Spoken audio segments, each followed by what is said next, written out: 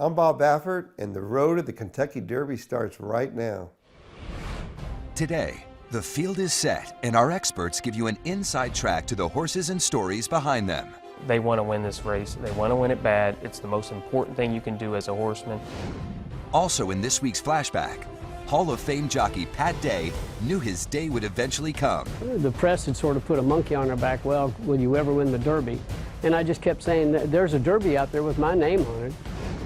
And horse racing around the Baffert house is a family affair. Our year kind of starts the first Saturday in May. It's important to him and it's important to us. So it's a pretty big deal around here. Each year, more than 20,000 foals are born. For future champions, this is where the road begins. Good magic to the front of the field in the bluegrass. Audible, no doubt about it. Justify winning the Santa Anita Derby. At age 3, only 20 can enter the starting gates on the first Saturday of May. All right for Justify. This is the road to the Kentucky Derby, presented by Woodford Reserve.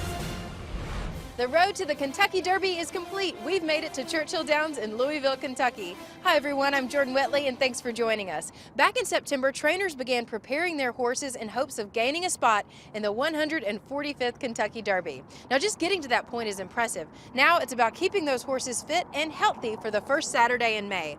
For a look at who's in, let's head to Donna Barton Brothers and our panel of experts. Thanks, Jordan, and we're right underneath the historic Twin Spires. You can see the old-time wagering windows right behind us, and I am joined by our experts, Joe Christofek with Churchill Downs, TwinSpires.com racing analyst, and of course, horse trainer Norm Cassie. But before we talk to our experts about the contenders, let's take a look at the leaderboard. You can see right now sitting at the top of the leaderboard is Tacitus, right behind him, Omaha Beach, and right in the middle is that Bob Baffert horse, Improbable. Number 11 on the list right now. And when you look at the second page, though, one thing that really stands out is the bottom of the leaderboard. Historically, you've never needed more than 30 points to get in the Kentucky Derby, but this year, Joe, it looks like it's going to take a lot more than 30 points. Who do you think are the top 3 or 4 horses in there? Wide open Derby, but it all starts with Bob Baffert. He's won 5 of these, one behind Ben Jones for the all-time lead. He's got 3 legitimate shots. He's got Game Winner, the 2-year-old champion, Breeders' Cup Juvenile winner, looking to become the 3rd horse to win both the Breeders' Cup Juvenile and the Kentucky Derby. He's never finished worse than 2nd. Then he's got Roadster, and in his pool of 2-year-olds last year, Bob thought this was the most talented one. Had a little bit of a setback. He won the Santa Anita Derby over Game Winner, and he right now has his arrow pointing straight up. Roadster's a legitimate contender. Then you have Improbable, and if you look at him, you think he's Justify. Chestnut, Big White Blaze, similar ownership group, but unlike Justify, he's lost. 2 in a row, in fact. The Rebel and the Arkansas Derby where he was 2nd, but he still has a little bit of upside as well. And even though he looks like Justify, it's improbable he's going to win the Triple Crown again this year. Norm, let's talk about who's going to be right behind him. With your father, you led 5 of those 6 Kentucky Derby starters that Mark Cassie had in the Derby. You know what it takes to win this kind of a race. Who do you think are the main threats? I think you started in the Arkansas Derby with Omaha Beach. I think if you had a prototype of a Derby horse, he would be it. He's got tactical speed. He'll have a perfect trip going into the first turn, which is so paramount. He's a horse that's seasoned. They just switched him over to the main track, and he's virtually unbeaten. He's, his arrow's pointing up. He's tough. I think he might end up going off as a favorite. And he has Hall of Fame rider Mike Smith right now, but he also rides Roadster. Who else do you like? I like Maximum Security. A lot of people are downplaying the Florida Derby this year, but this horse is another one that has tactical speed. He'll have a good trip going into the first turn, and his speed figure suggests that he's the fastest horse in the race, and he might actually be the horse to beat. Well, those are the main contenders. When we come back, we'll take a look at some of the horses that are flying under the radar. Thanks, guys. This is the statue of Aristides, the first horse to win the Kentucky Derby back in 1875. But he's not the only one immortalized here. You can also see one of the greatest jockeys of all time, Pat Day. Let's take a look at one of his legendary moments in this week's Kentucky Derby Flashback, brought to you by TwinSpires.com. The 1992 Kentucky Derby had arguably the most hyped horse in the history of the Derby, Arazi. Well, the whole key is Arazi, and whether or not he is a wonder horse. He had come in here and won the Breeders' Cup Juvenile as a 2-year-old, gone back to England, and I even got sucked into the hype. Little E.T. was a long shot. Pat Day was his jockey. ET today, Pat Day has won everything Kentucky has to offer, almost. The winningest rider in Churchill Downs history. He's never won the Derby. I felt like I'd gone into the race with a better opportunity in years previous. They're off in the Kentucky Derby. As the race unfolded, Lily T was up underneath of me in hand, just waiting for me to give him the nod to move on. And about that time, a horse called a Rozzy, he went by me with Patrick Valenzuela in the saddle, and as he went by me, I thought, I'm running for second money. Then comes Lily T. A Rozzy is now charging up in the middle of the racetrack. A Rozzy is flying. A Rozzy made the same move in the Derby that he did in the Breeders' Cup Juvenile. But the Derby's a mile and a quarter, not a mile and a 16th. He got about 4 or 5 lengths in front of me and then just stayed there. And so as I followed him around the turn, about the 5/16 pole, coming to the quarter pole, I seen Patrick kind of give it this move. Now 3 of them tightly bunched as they turn for home. He was turning him loose. He was stepping on the accelerator.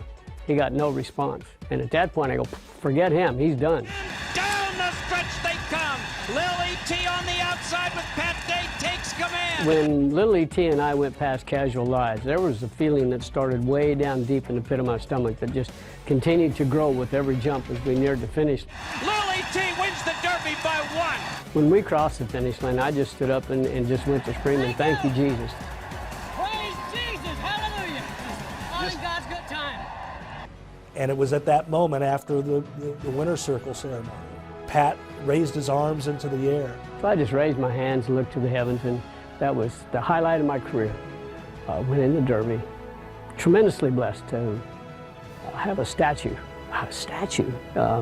in the Rose Garden next to Aristides, and with my hands upraised and thanking the Lord. Coming up next, Churchill Downs track announcer Travis Stone talks about the thrill of the Kentucky Derby.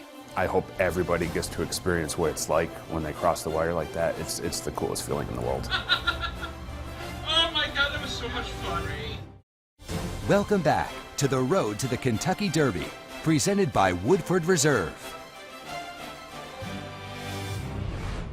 High above the finish line is where the track announcer calls the races. Now, calling the Kentucky Derby is a bucket list assignment for any announcer, but for Travis Stone, he's actually been able to call the first leg of 2 Triple Crown winners. And I was able to catch up with him in this week's Around the Downs, brought to you by White Claw. Ladies and gentlemen, the horses have reached the starting gate. It's post time. And they're off in the Kentucky Derby. Beneath the iconic Twin Spires for the first time. As the field rounds the far turn, heading to the final furlong of the Kentucky Derby. Travis, you're preparing to call your 5th Kentucky Derby race. What is it about that you look forward to every year?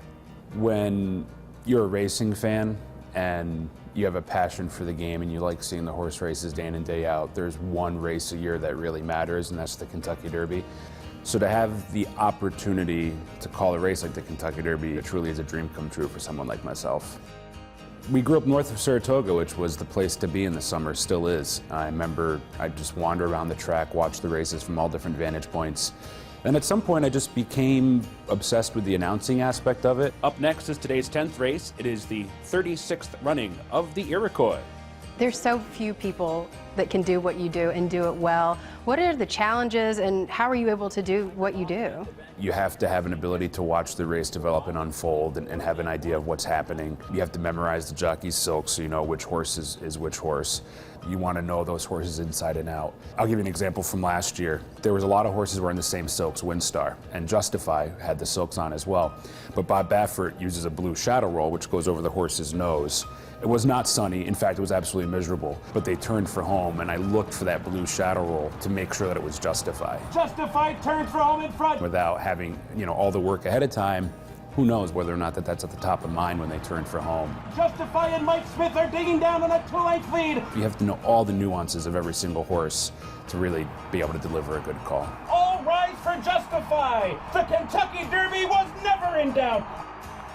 Do you have a favorite Kentucky Derby memory? I had never been to the Kentucky Derby, so my first Kentucky Derby that I was going to call was the first Derby I was going to go to. And before a record crowd of 170,000, it's time for the Kentucky Derby. And that was absolutely wild. Walking into Churchill on Derby Day, experiencing what it's like when they come on the track, and then the race itself. it'll be hard to top what that was like. And it's American Pharoah pulling away late. American Pharoah rules the Derby. I hope everybody gets to experience what it's like when they cross the wire like that. It's the coolest feeling in the world. Oh my God, that was so much fun. When the 20 horses that make the field arrive at the paddocks and get their saddle on, they know it's almost time to run for the roses. And among these horses, there's always a favorite. But as history has shown, the favorite doesn't always win. For more on that, let's send things to our experts. Donna? Exactly, Jordan. Who could ever forget Mind That Bird winning at 50 to 1 in 2009? Norm, are we going to see another Mind That Bird this year? I don't know about that, Donna. But looking for under-the-radar horses, I like a horse named Tacitus. He's a Wood Memorial winner. He's flying under the radar because the Wood Memorial has not been a successful prep for the Derby recently. The horse is regally bred. He's got a Hall of Fame conditioner, and probably more importantly, he has the capability of picking up the pieces late if there's a pace meltdown. Yeah, and he's shown that he was a fighter in the Wood Memorial. Who else do you like? I like a horse named By My Standards. He's a Louisiana Derby winner. What I like about this horse is that anytime a horse can break his maiden, go into the deep end of the pool, and win the next race, a race like the Louisiana Derby, it shows that the horse has got a lot of upside, a lot of potential. I also like that the horse is based here at Churchill with Brett Calhoun, a locally based trainer, so he gets the benefit of running out of his stall. And it'll give trainer Brett Calhoun his first Kentucky Derby starter. Joe, I know you're always looking to cash big on the Derby. Who are you looking at? Watch a lot of races, watch a lot of replays, and I also pay attention to how the track is playing. And Win was up against it in the Tampa Bay Derby. It was his first try around 2 turns, ran a really good race to be 3rd behind Tacitus. Ran against the bias in the Bluegrass when he was 2nd behind Vacoma. That was a racetrack that favored speed, and he was able to close. I really, really like that.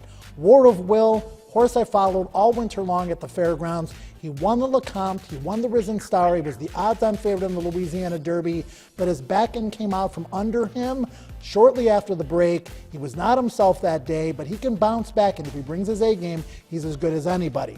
Spinoff was 2nd in the Louisiana Derby behind By My Standards. Progressive sort for Todd Pletcher. Nobody started more horses in the Derby than Todd. Maybe he'll win his 3rd with Spinoff. Certainly headed in the right direction. And of course, War of Will, trained by your father, Mark Casse. When we come back, we'll talk about some of the great stories in this year's Kentucky Derby. Coming up next. All 20 horses that run in the Kentucky Derby are going to have a good story, but what are some of the great stories? And later, a very humble Bob Baffert. When we do, get lucky and we happen to win one of these races, and you have horses like American Pharoah or Justify, it's just the excitement is just, that's our reward. Exciting, but very nerve-wracking at the same time. Welcome back to the Road to the Kentucky Derby, presented by Woodford Reserve. As you can see, preparations are already underway for an unforgettable fan experience. And for everyone in thoroughbred racing, making it to the Kentucky Derby is a dream come true. And every year there are stories that stand out. Stories of perseverance, overcoming adversity, beating the odds, and yes, even exceeding expectations. For more on that, let's send things back to Donna. Jordan, to be sure, all 20 horses that run in the Kentucky Derby are going to have a good story, but what are some of the great stories, Norm? Well, for me personally, Donna, as a trainer and as a horseman and as a student of the game, I'm really looking forward to see if Richard Mandela, the trainer of Omaha Beach, or Bill Mott, trainer of Tacitus and Country House, can win their first Kentucky Derby. These are stand-up guys. These are guys that are in the Hall of Fame that have done virtually everything you can do in the game. And I don't care what they say publicly. Behind closed doors, they want to win this race. They want to win it bad. It's the most important thing you can do as a horseman. And I'm really looking forward to see if one of these two guys can pull it off on the first Saturday in May. Joe, just goes to show how hard it is to win this race when neither one of these guys have won the Kentucky Derby. And Hall of Famer Steve Asmussen, 0 for 19, to tack on to what Norm said. It's so hard to win it.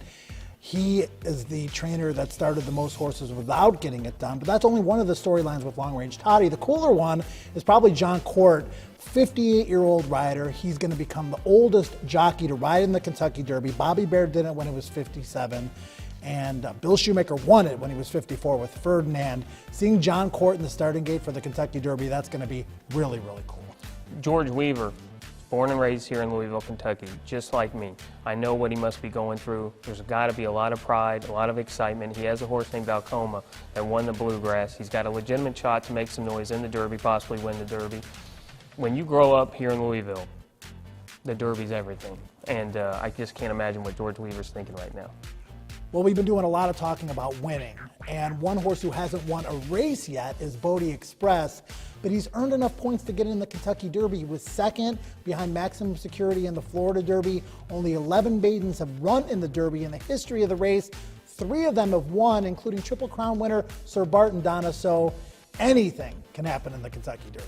Yeah, Sir Barton in 1919, but you've got to go all the way back to Broker's Tip in 1933 for the last maiden to win the Kentucky Derby, but we know it's the Kentucky Derby. There's going to be great stories.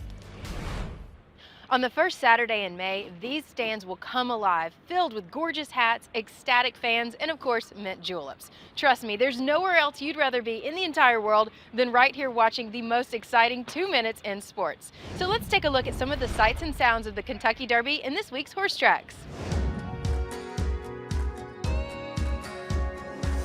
Win and lose, we always had each other's backs.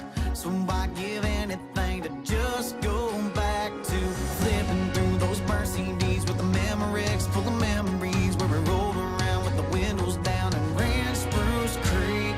This one's for the home team, raise one up for the ones that raised me. When things got tough, we toughened up.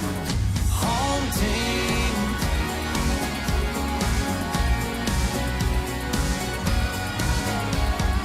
This one's for the They're off in the Kentucky Derby. home team. Let's hear it for the home team.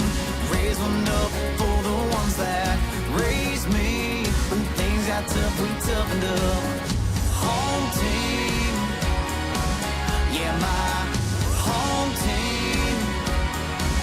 Yeah, my home team. Justify has won the Kentucky Derby. Home team. Coming up next. The Derby is a driving force in Bob's life. So he starts thinking about the Derby pretty early on in the horse's career. Welcome back to the Road to the Kentucky Derby, presented by Woodford Reserve. This is the winner's circle here at Churchill Downs, and someone who's been here 5 times for the Kentucky Derby, legendary trainer Bob Baffert. And in the past 4 years, he's had 2 Triple Crown winners. It seems like every year he has a favorite, and this year is no exception. We spent some time with him at his home in this week's Behind the Scenes. Coming to the finish, American Pharaoh and Victor Espinosa have won the Kentucky Derby. Well, it's said that you're perhaps a more thoughtful Bob Baffert and that you've slowed down a bit to enjoy the smaller moments like you had today with your 10-year-old son, Bodie. What was that like? It felt so good to be together. Bodie, he knows what we go through. And Jill, she's the one that takes the brunt. She has to shoulder my emotions. It's a fantasy moment for us. It's unbelievable that I'm standing here. I can't believe how blessed and lucky my life has been. Most people's year starts January 1st. Our year kind of starts the first Saturday in May. It's important to him and it's important to us. So it's a pretty big deal around here. It's a team effort. I mean, we have to give up a lot. We all feel the same when that horse is going to the gate, the tension, the nervousness. That's why when we do, get lucky and we happen to win one of these races and you have horses like American Pharaoh or Justify, it's just, the excitement is just, that's our reward. I still don't take it for granted. It's so exciting, but very nerve-wracking at the same time. Into the gate with a chance at the Triple Crown. The 147th Belmont Stakes over 1.5 miles. When I think about him, I get emotional because I remember back to that day, and by the time he went in the gate, like my stomach was just in knots.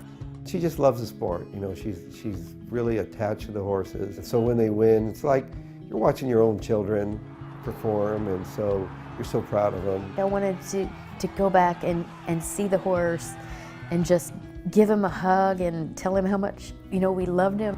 American Pharaoh is finally the one!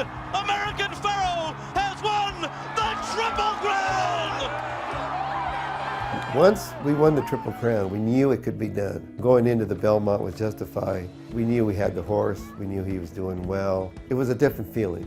Is this really happening again? It was almost unbelievable that he was in that position again and that we had this monster of a horse in the barn. He's just perfect, and now he's just immortal!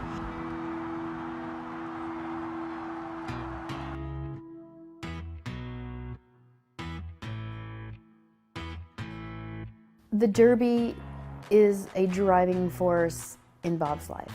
The road to the Kentucky Derby is probably the most exciting part of the race. Game winner. He's a habitual winner. He's the undefeated winner of the American Pharaoh. I'll tell you what game winner reminds me of. He's a silver charm. I remember that in the Breeders' Cup, horse came out and bumped him. He still kept running. He's not going to be intimidated by another horse. And that's one thing horses like Justify and American Pharaoh had. He doesn't take anything for granted. I don't take anything for granted because there have been years when, we didn't make it to the Derby. To me, the bar is the Kentucky Derby. It keeps me motivated. It keeps me going. You've got to be a little crazy to be in this business, but I enjoy every bit of it. What a great piece, and we certainly wish Bob the best of luck. And someone who would love to see Bob's horses, John Asher, who passed away suddenly at age 62 last year. He was a monumental figure at Churchill Downs, in Louisville, and in the entire sport of horse racing.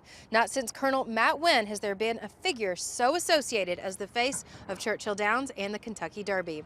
As we say goodbye, we leave you with these memories. Where's Wayne Perky coming in? Wayne Perky's in this pocket. Over here. Where's the producer coming in for you? The producer is in this pocket with this earpiece. And what is this right here? The most important, this is my wife. Kentucky Derby is a combination of a lot of things that lead up to something magical on the first Saturday in May. Now. There it is. We are going to be down here in the plaza. My thanks to the horsemen and horsewomen and the horses who have made it such a fantastic sport to cover. Really a labor of love. And over the years, racing has given me a lot of joy and tremendous amount of thrill. And I hope this means that I put something back into it because it's given a lot to me. Thank you very much, and it's a thrill of a life. Thank you.